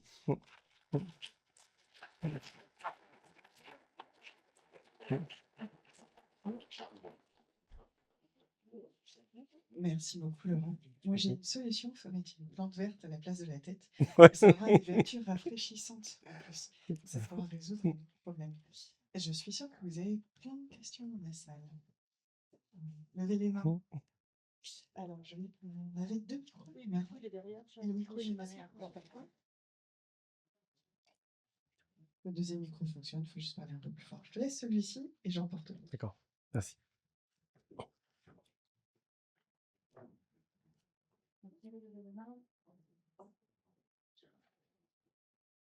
Bonjour, Société Jeune, je m'appelle Thierry Roth. J'aimerais bien savoir, au niveau des frappes mécaniques, par exemple, les vibrations, on a vu tout à l'heure un robot qui marchait, donc les frappes mécaniques, vibratoires, tout ça, donc, quelle durée de vie prévoyez-vous pour chaque robot? Et ouais, je pose la question que vous aviez posée, c'est pourquoi ils doivent marcher et pourquoi ils ne doivent pas rouler? Ouais. Alors, bah, la durée de vie, aujourd'hui, je vais être très honnête avec vous, on n'a pas idée. Évidemment, on ne veut pas faire des produits jetables, même si ils vont être très vite rentables. On ne veut pas faire des produits jetables. Donc, on avait annoncé à la BPI que c'était des produits qui vont durer entre 5 et 10 ans, on va dire. Évidemment, c'est moins qu'un robot industriel, mais c'est plus que n'importe quel outil technologique. Mais il faut d'abord, effectivement, qu'on résolve les problèmes, choisir les bons matériaux, choisir les bons composants, avoir les connecteurs. Aujourd'hui, ces entreprises de robotique de nouvelle génération sont des gens qui ont plutôt été formés sur de l'informatique. Vous voyez, ils arrivent avec des caméras, comme je vous disais, RGBD, qui ont des ports USB, où il n'y a même pas de vis, où il n'y a rien, et donc le robot commence à marcher, les câbles se déconnectent. Voilà, ils n'ont pas ce background industriel qu'on peut avoir. Donc tout ça, c'est aussi l'avantage de ce partenariat entre nous et Vandercraft, c'est que nous, on apporte notre savoir-faire industriel, eux, ils apportent leur savoir-faire technologique, et on avance ensemble. Mais ce n'est pas le cas chez tous les fabricants. Donc oui, c'est un des soucis à régler. Il faut trouver les bons composants et puis, effectivement, être en capacité de réaliser les opérations de façon répétitive pour que ce ne soit pas un robot jetable, hein. Ça, c'est clair. D'où la discussion sur les mains que j'avais en disant, bah, les mains, c'est très bien. Il y a des mains aujourd'hui, pour vous donner une idée, qui valent entre 6 000 et 50 000 euros sur le marché. Entre 6 000 et 50 000 euros. Nous, on est en train de tester une main à 6 000. On s'est dit, on va quand même acheter la moins chère plutôt que de casser une à 50 000. Mon patron est content. Mais voilà, on voit que c'est un beau bijou technologique, hein, c'est bluffant. C'est très joli à mettre sur une table et à jouer avec. Maintenant, pour aller mettre ça au bout d'un robot, alors on peut très bien, là je suis en train de faire des tests au bout d'un Kobo, on peut très bien imaginer le Kobo qui allait chercher des pièces avec une main. Maintenant, il y a des capteurs tactiles au bout, donc déjà c'est fragile. Et les doigts sont conçus avec tout un système de câblage. Donc, vous voyez, ça va pas être très solide. Donc là, durée de vie, je signerai pas hein, sur le sujet. Les roues, bah, effectivement, c'est un sujet que je voulais évoquer. C'est un sujet complexe. Systématiquement, à chaque fois, nos patrons aussi nous ont demandé, tout le genre nous demande en disant, mais c'est beaucoup plus facile un robot sur roue parce qu'il y a plus d'équilibre. Oui, il a plus d'équilibre. Maintenant, il a aussi un ballot, c'est-à-dire que le robot, quand il est sur une base, il doit se pencher. Donc s'il se penche, ça veut dire que la base doit être suffisamment lourde, hein, c'est comme un élévateur, pour supporter la pièce qui est au bout. Donc aujourd'hui, la plupart des robots sur roue ne peuvent pas prendre des charges de plus de 15 kg à peu près. C'est 15, grand maxi 20 kg, mais on ne les a jamais vus fonctionner, les 20 kg. Mais en gros, ils nous disent entre 10 et 15 kg max, pour éviter que le robot bascule. Mais au-delà de ça, nous, chez Renault, l'industrie automobile, elle a été faite pour des personnes valides. Donc, il y a des obstacles. Je vais prendre un exemple qui n'a rien à voir avec l'industrie, c'est la vie courante. Regardez les problèmes qu'ont les personnes à mobilité réduite, les PMR avec leurs chaises roulantes, pour rentrer dans un commerce, pour rentrer dans une gare, pour prendre le train, etc. Parce que notre environnement, notre vie de tous les jours n'a pas été fait pour des personnes sur des roues, enfin pour un objet sur des roues. Et donc, on le voit bien, équiper aujourd'hui tous nos commerces, enfin, tout notre environnement adapté au personnel à mobilité réduite, c'est très compliqué, ça coûte très cher. Bah, c'est pareil dans l'automobile. Tous nos process de fabrication étaient faits pour des personnes valides. Donc, il faut pas parfois passer au-dessus d'un obstacle. Il faut, voilà, il faut écarter, éviter quelque chose. Et là, typiquement, sur le process des pneus que je vous ai montré, il n'y a pas de place. Donc, il n'y aurait pas eu de place pour aller se balader avec une base avec des roues. Donc, on se dit que ça va apporter quand même une réponse, une capacité à aller remplacer quelqu'un sans avoir à complètement casser tout le process. Ouais, c'était ça l'objet aussi. C'est de se dire, si on met ce robot-là, mais qu'à chaque fois qu'on va mettre un robot, il faut 500 000 euros d'adaptation de poste, il n'y a aucun intérêt. Là, l'idée, c'est effectivement, j'enlève un poste pénible et je mets un robot à la place. Voilà, c'est un peu ça l'idée. Bonjour, promotion, Jean-Paul Dalloire. Je suis curieux par rapport à votre. Vous avez parlé du sujet de la data. Oui, les industriels ont beaucoup de data. Mais est-ce qu'aujourd'hui, il n'y a pas une réflexion autour de la data, d'aller pousser potentiellement de nouveaux capteurs de big data pour pouvoir à l'appui pouvoir faire travailler ces robots après? Parce que je dirais, on a la data machine, mais peut-être que l'univers qui l'entoure, on n'a pas cette big data, et donc du coup, on voyait le jumeau numérique de l'entreprise. Mais je dirais, est-ce qu'il n'y a pas des choses où on se dit, bah tiens, potentiellement, on va les mettre, commencer à mettre de l'image à cet endroit-là, parce que demain, on saura l'exploiter. Et est-ce que vous avez cette stratégie d'anticipation, du coup, de se dire, on commence à se mettre des puits de data un peu partout, voilà, on ne sait pas encore trop ce qu'on en fait, mais ça va tellement vite qu'on sait qu'on pourra l'exploiter demain. Alors, j'irai même plus loin, c'est que on collecte toutes les données et on sait ce qu'on en fait. Et ça, c'est vraiment un savoir-faire spécifique qu'on a développé chez Renault au travers de notre direction du métaverse, dans lequel je fais partie. On a chaque mois des visites de plein d'industriels de partout, du monde entier, qui viennent voir ce qu'on a fait chez Renault. Ça fait 10 ans qu'on collecte toutes nos données industrielles. Aujourd'hui, je suis capable d'aller lire un courant moteur d'un robot, d'un axe d'un robot au Brésil, presque en instantané. Ça ne me sert à rien, mais je peux le faire. Et donc, on collecte toute cette donnée industrielle qu'on envoie après dans Google Cloud, parce que Google est notre partenaire chez Renault. Et après, on a nos data scientists, nos data analysts qui traitent ces données. Je vais vous donner un exemple en robotique. On a fait deux choses. Un, on a fait des outils de maintenance prédictive pour analyser les problématiques de réducteurs sur les robots, notamment les anciens robots. Et on a également amélioré la qualité de fabrication. Aujourd'hui, dans un atelier où j'ai 1000 robots, je sais déterminer s'il y a un robot qui a une trajectoire dans laquelle il y a un point qui est défectueux, ce qui était impossible humainement par le passé. La maintenance, elle fait de temps en temps des passes sur les trucs, mais tant que le robot ne s'arrête pas physiquement sur la pièce, ben, on voit où est le point, et puis, enfin, on ne voit pas forcément toujours qu'il y a un problème. Là maintenant, on analyse le courant moteur de la pince, et on voit si il y a une redondance effectivement de problématiques sur un point particulier. Et là, on intervient. Donc ça, c'est les données telles qu'on les utilise aujourd'hui dans nos usines. Ce n'est pas ces données qui vont nous permettre d'entraîner nos robots. Vous voyez, c'est différent. Évidemment, ça va nous aider à l'environnement industriel. Et ça, potentiellement, on pourra faire pareil, on pourra collecter la donnée du robot, faire de la maintenance prédictive, etc. Parce qu'il y en aura besoin, je pense. Les données dont moi j'ai parlé, c'est les données de tâches manuelles. Ouais. Et ça, c'est plus compliqué parce qu'aujourd'hui, personne ne les monitore. Donc là, il faut trouver comment on exploite, on va dire, le savoir-faire du meilleur opérateur qui réalise l'opération pour que après demain, on le fasse faire par un robot. Parce que par exemple, ça n'implique pas d'aller poser une caméra aujourd'hui sur le meilleur Bah automate. si, c'est ça, c'est ce que je vous ai montré en fait. Là, quand je parlais de motion capture, c'est ça. C'est-à-dire qu'on va lui mettre une caméra pour faire de l'enregistrement et des gants haptiques pour enregistrer ses positions. Et avec les deux, on arrive à commencer à faire tourner des modèles. C'est pas suffisant, mais c'est déjà une première étape.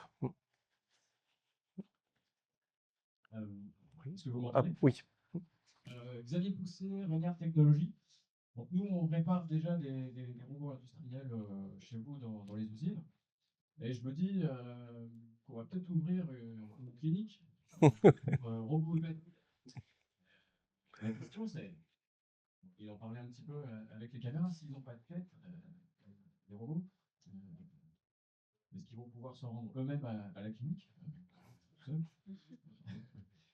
Je plaisante un petit peu, mais j'ai l'impression que, et vous en parlez d'ailleurs au début de la conférence, il y a quand même un marché sur les robots humanoïdes comme ça. Est-ce qu'aujourd'hui vous êtes déjà en train de développer un robot humanoïde avec votre craft équipé d'une tête Et pourquoi voulez-vous qui peut se déplacer comme un humain, qui peut. et pourquoi voulez-vous qu'on mette une tête? J'ai l'impression qu'il y a deux façons de faire. Soit on part du besoin, c'est-à-dire déplacer les blocs. Soit on se dit j'ai besoin d'un robot qui sache se déplacer et comprendre son environnement comme un humain, comme ça il pourra s'adapter à toute situation. Mais il n'y a pas besoin de tête pour ça. Regardez, je vais vous montrer à quoi ressemblent les robots. Ils disposent de tous les équipements de vision et de perception nécessaires. C'est-à-dire que là, vous ne le voyez peut-être pas, mais en gros, notre robot a une caméra. Attendez, je vais essayer de vous faire un zoom.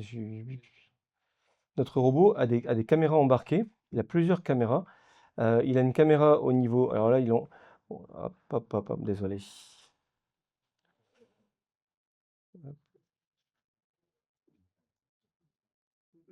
Voilà. On va essayer de faire ça. Excusez-moi. Ici, en fait, ce robot-là, il a une caméra. Actuellement, c'est le robot qu'on utilise. Il a une caméra ici au niveau du bassin et il a une caméra au niveau du tronc, on va dire. On va l'appeler comme ça, enfin des épaules. Ça suffit. Il n'y a pas besoin qu'il ait une tête. La tête, c'est juste pour matérialiser quelque chose de physique. La tête n'aura de sens que si demain, on doit mettre des caméras, notamment pour voir à 360 si jamais il y a un risque sécurité. Là, on se dit peut-être que c'est dans un volume qui va ressembler à une tête. Mais aujourd'hui, on n'en a pas besoin pour faire les opérations qu'on a réalisées industriellement. Les fabricants chinois ont commencé à mettre des capteurs fisheye. C'est des capteurs qui voient effectivement tout ce qu'il y a autour, un peu comme on a sur les véhicules quand vous vous garez. Voilà. Voilà. Pour l'instant, nous, on n'en a pas besoin. Et après, sur la réparation, oui, il y aura forcément de la casse, hein, ça c'est sûr, parce que ce n'est pas encore des produits hyper robustes. Et donc, il y aura un certain temps, effectivement, où il y aura des composants qui vont casser, ça c'est sûr. Monsieur a une question. Monsieur.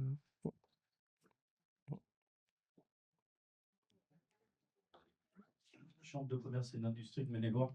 Vous parliez donc quand vous aviez eu un souci d'équipe oreille de nuit, Oui.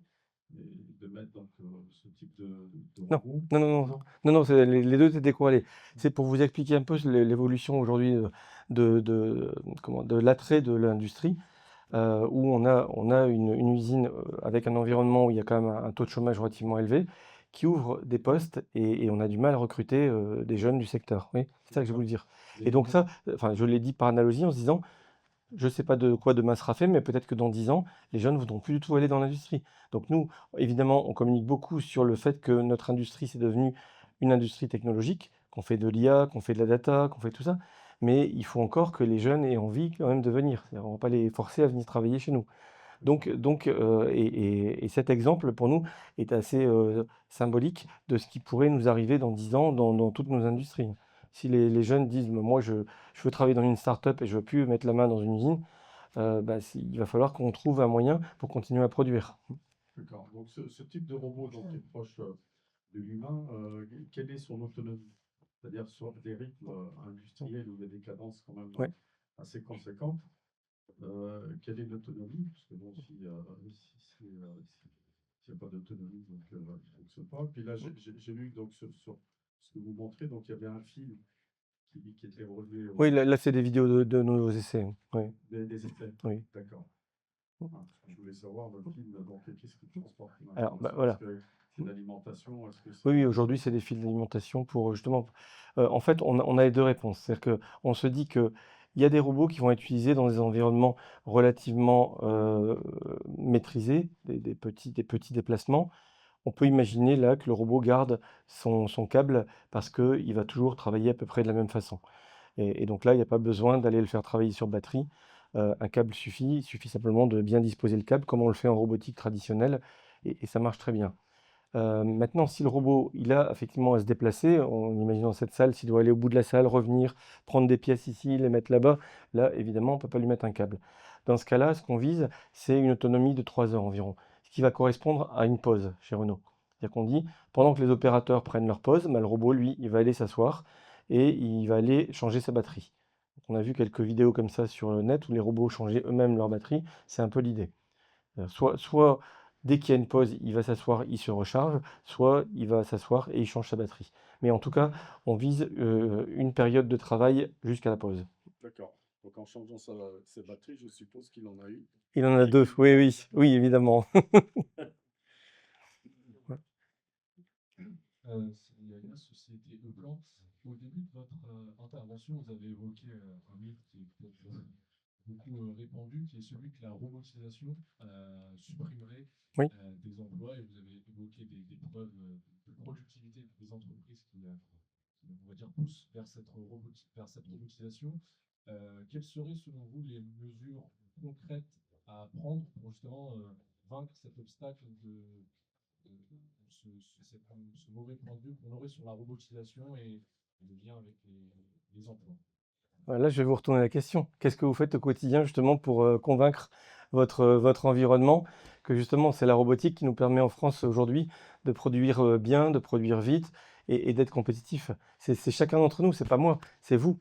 C'est vous tous. Moi, je le fais évidemment, euh, mais chacun d'entre nous doit convaincre ses enfants, doit convaincre ses amis, ses voisins, etc. Qu'aujourd'hui, la robotisation, c'est essentiel au bon fonctionnement de nos entreprises et qu'on développe des solutions pour les gens qui n'ont pas cette capacité. Les cobots, ça a été une première réponse pour nos PME. Voilà, et cette robotique-là va apporter une nouvelle façon aussi d'envisager la robotisation de façon complémentaire. Donc là, c'est nous, c'est tous ensemble. On a une dernière question. Et puis ensuite, vous pouvez profiter de prendre le temps. Merci. C'est pas une question piège, c'est juste une remarque sur le paradoxe entre la tête et la cage. Oui. Tu as dit tout à l'heure que si les robots ne géraient pas la sécurité, on allait les mettre dans les cages et en termes d'acceptabilité, ça pose une vraie question. Le paradoxe, c'est que si tu leur mets pas de tête, en termes d'acceptabilité, ça pose une vraie question aussi, parce que s'il n'y a pas de tête, les opérateurs ne savent pas à qui parler. Et donc, peut-être, aujourd'hui, en fait, je le comprends tout à fait. Je les ai vus, hein, les robots, donc les caméras telles qu'elles sont placées suffisent à faire en sorte que le robot soit adaptable à son environnement. Mais peut-être qu'à terme, la tête, ce sera nécessaire pour qu'il puisse communiquer avec les opérateurs, même si je suis tout à fait d'accord, on pourrait le faire autrement. Je ne suis pas sûre que les utilisateurs soient capables d'accepter ça autrement. C'est ce que je disais, quoi. C'est une remarque très pertinente.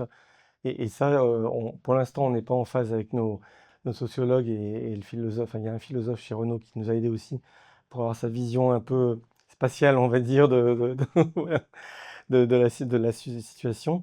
Mais voilà, nous, on se dire qu'une machine qui ressemble tellement à un humain que finalement, bah, il va faire un emploi qui aurait pu être fait par un humain et en plus, il ressemble à un humain. C'est compliqué là, dans les débuts en tout cas de l'introduction de cette robotique. Mais j'entends bien, effectivement, les sociologues nous disent bah, c'est quand même mieux quand ça ressemble à un humain parce que c'est plus vite accepté. Voilà. Juste, j'ai vu le micro, mais je ne peux pas avec. Attends, les chats, ça ne ressemble pas du tout à des humains, et les humains leur parlent parce qu'ils ont une tête. Oui. Les machines à laver, ça ne ressemble pas du tout à les humains, et les humains leur parlent pas parce qu'elles n'ont pas de tête. Moi, je lui parle à ma machine à laver, je peste parce qu'elle est trop compliquée. Est-ce que tu nous permets une dernière question? Oui, oui, bien sûr. Avec plaisir. Bonjour, société Stobli Robotique. Petite question qui là effectivement n'a rien à voir avec toute cette technologie très jolie. Je travaille au quotidien justement pour robotiser toutes nos usines. Simplement, je voudrais avoir quand même une réflexion plutôt sociale. Demain, on sait que la robotique aujourd'hui aide la partie humaine à travailler dans de meilleures conditions. Demain, tous ces robots humanoïdes, en fait, qu'est-ce que feront les humains? Parce que Là, aujourd'hui, on sait qu'on va remplacer des postes compliqués pour les humains. Demain, on va remplacer des postes qui ne sont pas pourvus, notamment dans les services à la personne. Mais après-demain, ça sera tous les postes, effectivement, qui seront remplacés à terme. Et que va faire l'humanité demain? Enfin, c'est un peu plus social, quand même, comme question. Non, non, je doute bien qu'on peut avoir cette idée. Je vous dirais la même chose de l'IA. Qu'est-ce qu'on fait aujourd'hui de l'IA? Pourtant, tout le monde utilise l'IA aujourd'hui. Et puis, on va pas dire j'utilise pas l'IA et puis je laisse les autres. Cette robotique, c'est pareil. Aujourd'hui, les Chinois se sont mobilisés, les Américains se mobilisent. Soit on attend, et puis à la fin, les entreprises diront c'est quand même compétitif, bah, je vais aller acheter mes robots en Chine pour enlever des emplois en France. Soit on se dit on monte notre écosystème et on participe au développement de cette nouvelle activité et on crée de l'emploi pour fabriquer ces robots. Peut-être qu'il y aura un peu moins d'emplois de main-d'œuvre, on va dire pénible, mais on aura compensé par des ingénieurs, par des gens qui font de la maintenance, par des gens qui font de l'intégration. Voilà, comme ça a été le cas dans la robotique traditionnelle, vous savez, c'est pas très différent. Donc voilà, donc c'est une question sociétale. Moi, je suis pas sociologue, mais en tout cas, effectivement, je peux comprendre qu'on s'interroge sur le sujet. Merci beaucoup. Ça va être le moment de Parfait. clôturer cette première conférence d'introduction. Merci beaucoup. Merci Laurent, un tonnerre d'applaudissements.